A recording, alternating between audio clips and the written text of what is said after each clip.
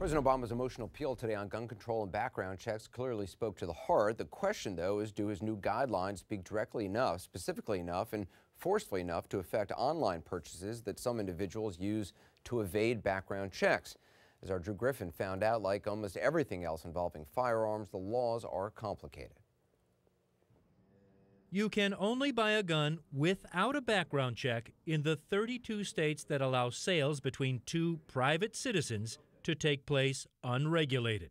And to find a gun in those states, there's no easier way than this website, the public marketplace that allows private gun sellers to advertise their wares to private gun buyers.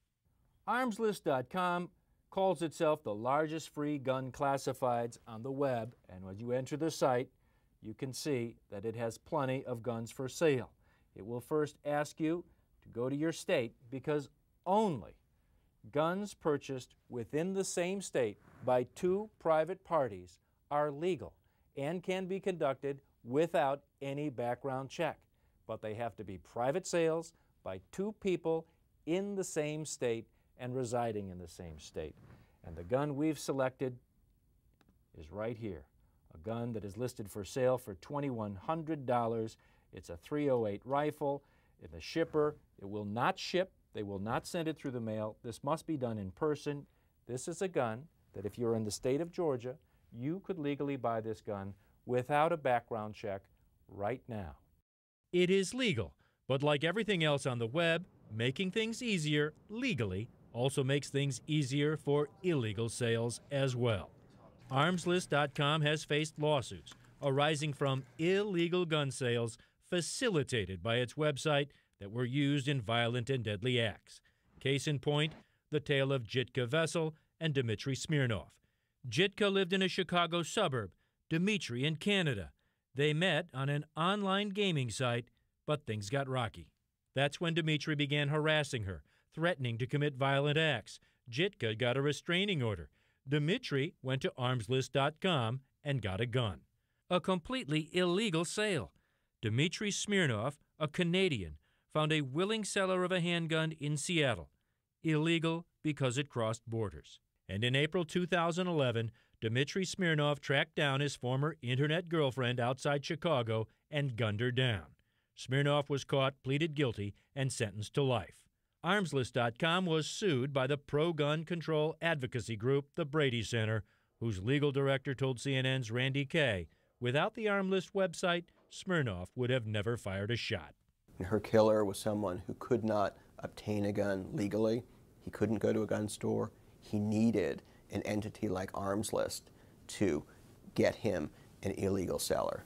Armslist is facilitating and enabling and profiting off of illegal gun sales.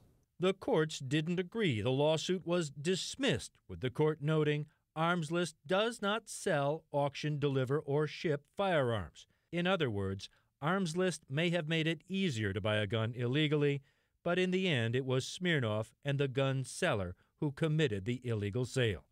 The website also requires users to agree they're obeying the law and following the rules in their state.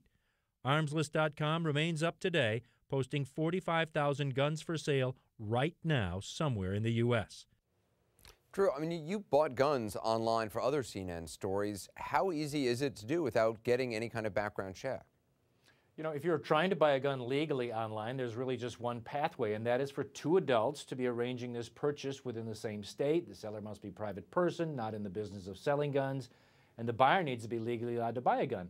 I can't be a felon. I can't be declared mentally unfit by a court. The problem is this is all just facilitated over the internet. There aren't enough cops, ATF agencies to keep on top of all these transactions, and it is easy to get away with if both the buyer and the seller break the law.